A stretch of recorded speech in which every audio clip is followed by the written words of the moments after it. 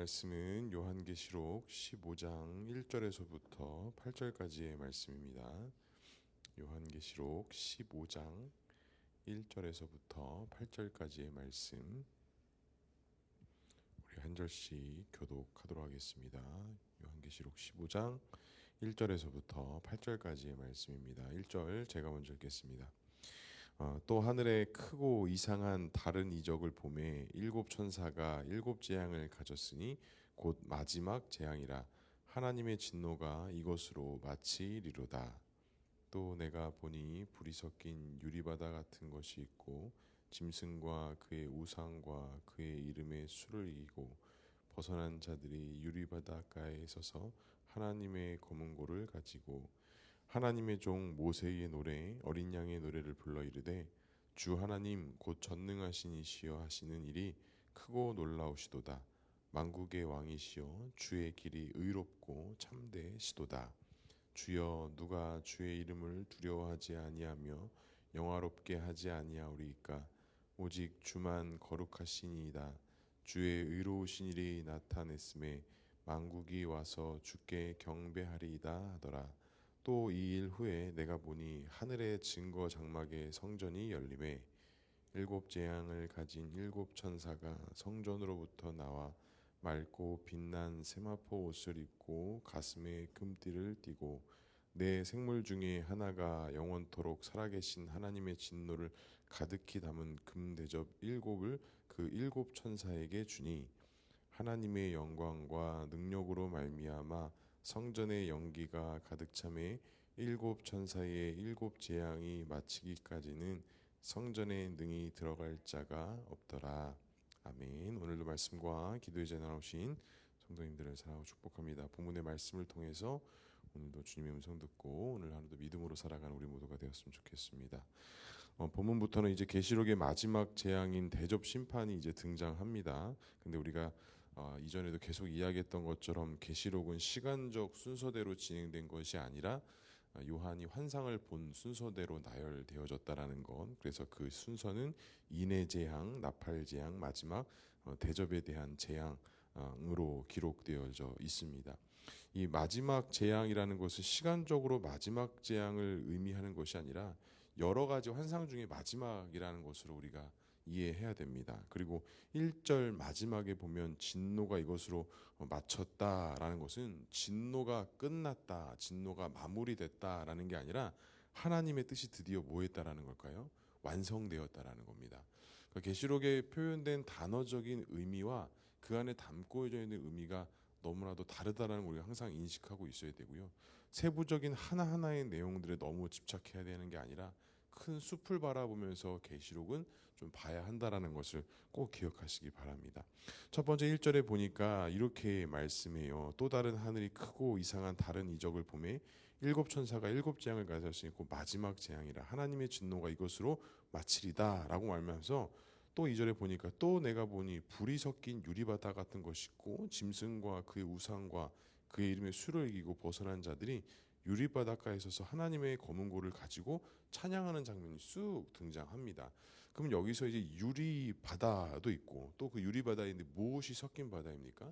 불이 섞인 유리바다라고 이렇게 표현되어져 있습니다. 이 유리바다는 계시록 4장에 보면 하늘에 있는 그 하나님의 바다를 상징하는 뜻하는 게 유리바다라는 것이죠. 그러니까 이 바다는 우리가 바다 하면 막 혼돈, 파도치고 혼돈하고 어지러운 그런 세상을 생각할 수 있는데 이 예수 그리스도께 집중되어져 있는, 그러니까 재창조되어져서 깨끗하고 수정 같은 맑은 곳을 유리바다라고 우리가 이렇게 생각할 수 있습니다.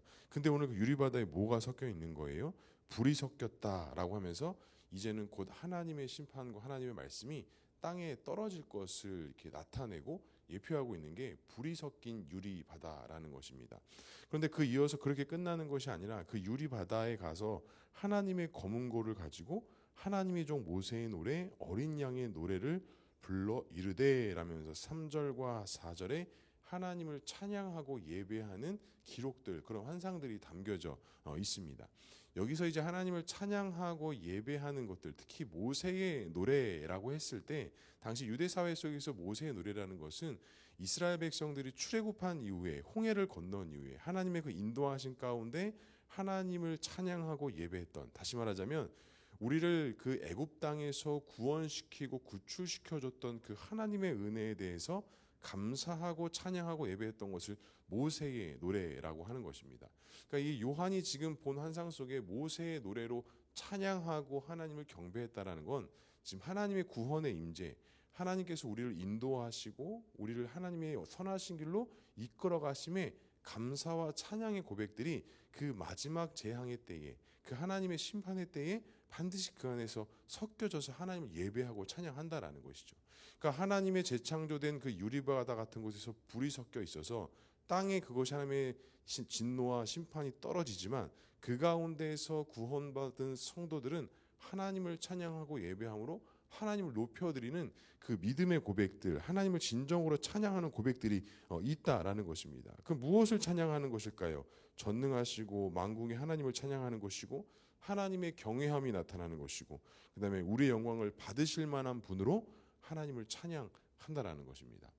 그러니까 이것을 우리에게 오늘 또 우리의 삶 속에 적용하자면, 우리가 거친 바다 속에서 삶을 살아가는 것 같지만 우리가 정말 세상 속에서 내어 던져져서 그냥 방치되어져 가는 삶을 살아가는 것 같지만 그 안에 무엇이 있다라는 거예요?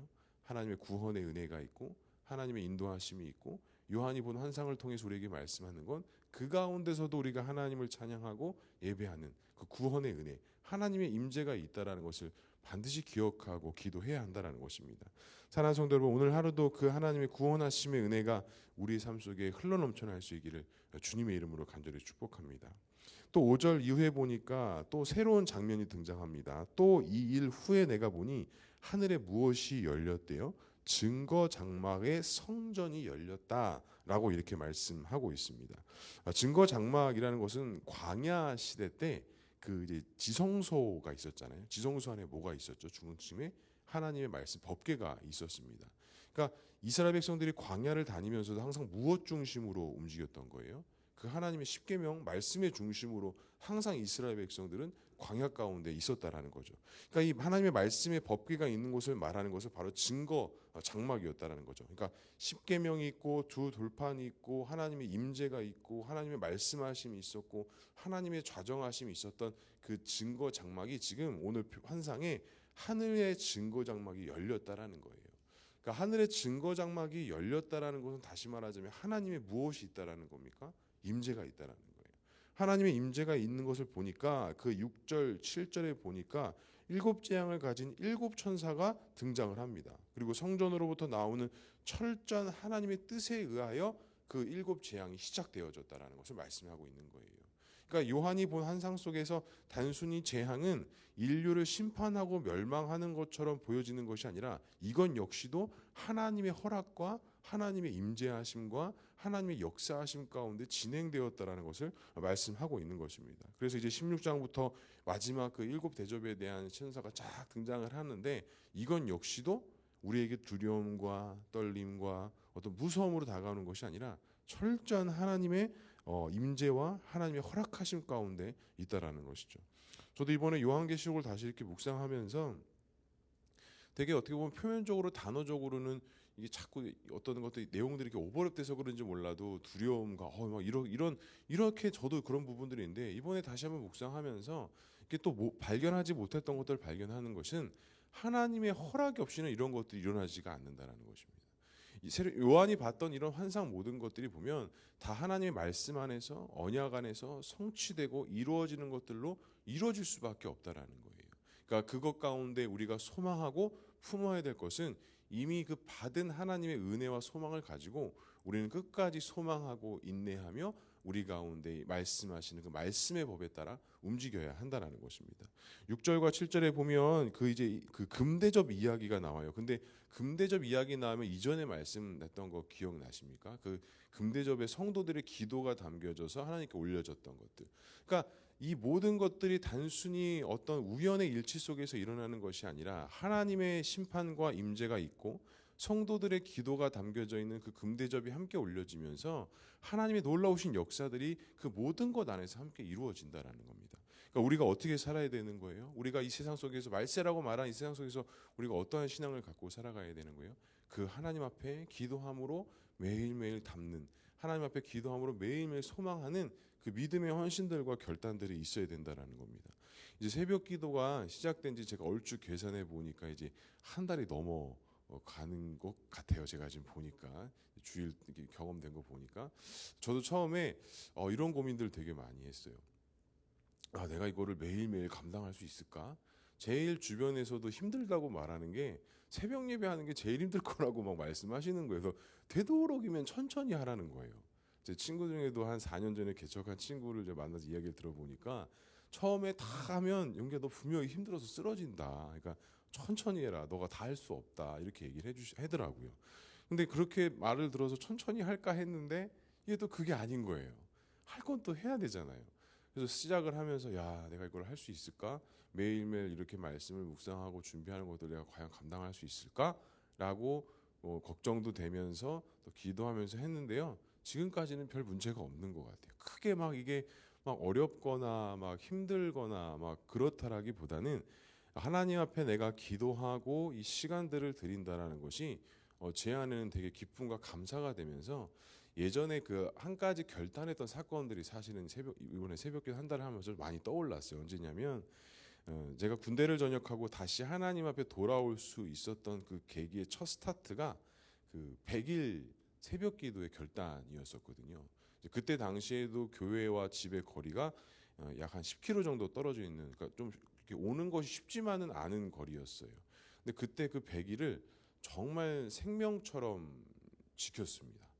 이거 아니면 내가 붙잡을 게 없다라는 절박한 심령이었기 때문에 정말 막 한 달 동안은 와서 기도도 많이 하고 막 눈물 흘려가면서 그 회복을 위해서 기도했는데 사람인지라 피곤하잖아요. 그러니까 한 2달 이렇게 넘어가니까 이렇게 와서 제가 맨날 자고 가더라고요. 그래서 잠깐 막 원망도 되고 와 나는 안 되나 보다 이런 생각을 했는데 하나님께서 그때 저한테 어떤 마음을 주셨냐면 괜찮다는 마음이었어요. 그리고 여지없이 기도 시간이 되면 자다가 어머니께서 깨우셔서 이렇게 집에 가고 했는데 그때 마지막 기도가 뭐였냐면 하나님 오늘도 잘 자고 갑니다. 내일 다시 올게요. 이렇게 해서 100일을 끝났던 것 같아요. 그런데 정말 놀라웠던 것은 비록 기도도 많이 못하고 자고 가는 시간들이 많았을지 모르나 지금에 봤을 때 제가 그때를 기억해 보면 그때 그 100일의 결정과 순종은 하나님께서 크게 감동하시고 은혜를 열어주셨던 기억으로 제가 남습니다. 그리고 그 100일이 스타트가 걸려서 그리고 그 시간 이후로부터 2년 동안 많은 훈련들과 또 많은 것들을 배우면서 결국엔 그 2년의 결말이 신학교에 들어가게 되는 그 과정의 스타트가 사실 100일 새벽 기도였거든요. 근데 이번에도 새벽 기도가 쭉 진행이 되면서 그때 생각이 자꾸 나는 거예요. 기도하다 보면 피곤할 수도 있고 또 이것들 준비하다 보면 좀 어려움이 있을 수도 있는데 잘 하고 못하고 또 완벽하게 하고 완벽하지 못하게 하고가 중요한 것이 아니라 우리가 이 시간들을 지키고 이 시간들을 쌓아 올라가는 것들은 반드시 하나님 앞에 크게 영광 받으실 만한 것들이고 하나님의 마음을 우리가 감동시킬 만한 충분한 믿음의 역사들이 된다라고 저는 확신하고 있습니다. 그래서 이렇게 쌓아 올라가는 우리 보누리교회 이 새벽 재단이 더욱더 견고하게 저는 세워질 거라고 확신하고요. 우리 부흥의 시작과 부흥의 역사는 반드시 새벽 재단에서부터 저는 시작될 거라고 생각합니다. 그래서 오늘 이 말씀처럼 하늘의 증거 성전이 열리면서 우리들의 기도가 담겨져 있는 그 금대접이 하나님께 올려질 수 있는 역사적인 또 하루가 되길 주님의 이름으로 간절히 소망합니다. 이제 연말이 다가옵니다. 이제 더 바쁠 수도 있고 더 분주할 수도 있는데 꼭 우리가 잊지 말아야 될 것, 하나님 앞에 기도하고 간구하고 나아가는 하루하루가 우리에게 너무나도 귀중하다는 걸 기억하시고 우리가 이 새벽 제단의 부흥을 위해서 함께 기도했으면 좋겠습니다. 그 오늘 하루도 우리들의 기도가 하나님께 연락될 수 있는 귀하고 복된 하루 될 수 있기를 주님의 이름으로 간절히 축복합니다. 함께 기도하겠습니다. 하나님의 종 모세의 노래 어린 양으로 노래로 불러 이르되 주 하나님 곧 전능하신 이시여 하시는 일이 크고 놀라우시도다. 만국의 왕이시여 주의 길이 의롭고 참되시도다. 주여 누가 주의 이름을 두려워하지 아니하며 영화롭게 하지 아니하오리이까. 오직 주만 거룩하시니이다. 주의 의로우신 일이 나타나매 왕국이 와서 주께 경배하리이다 하더라. 사랑하는 하나님, 이 말씀을 우리의 고백으로 또 우리가 희망하고 우리가 꿈꾸는 그런 신앙의 고백으로 하나님 앞에 올려드립니다. 하나님께서 우리에게 주신 그 구원의 은혜가 우리에게 너무나도 값지고 귀하여서 정말 하나님 없이는 단 하루도 살아갈 수 없는 그런 하나님의 자녀로 하나님의 백성으로 삼아주시니 주님 감사합니다. 오늘 하루의 삶도 우리에게 의미가 있는 삶이 되게 하시고 말세의 삶을 살아가고 있는 이 시대 속에 더욱더 하나님을 붙잡고 의지하며 나아갈 수 있는 우리 모두가 될 수 있도록 주님 인도하여 주시옵소서. 성도들의 기도가 담겨져 있던 그 금대접이 하나님께 연락되고 하늘의 성전이 열려 하나님의 인재와 하나님의 은혜가 있었던 것처럼 하나님 우리들의 기도가 하나님께로 연락되게 하시고 정말 이 교회를 세워주신 그 하나님의 뜻과 그 귀하신 의미들을 발견하게 하셔서 하나님을 끊임없이 찬양하고 예배하며 나아가는 우리 모두의 삶이 되어줄 수 있도록 주님 인도하여 주시옵소서. 오늘 하루도 기도하기 위해서 이 자리에 모였습니다. 온 방을 걸음 가운데 하나님께서 은혜를 더하여 주시고 우리에게 성령의 충만함을 허락하셔서 오늘 하루도 살아갈 때 주의 말씀의 법대로 살아가게 하시고 하나님만을 찬양하며 나아가는 우리 모두가 될 수 있도록 주님 인도하여 주시옵소서. 하나님께서 함께 하실 것을 믿사오며 이 모든 말씀 예수 그리스도의 이름으로 기도합니다. 아멘.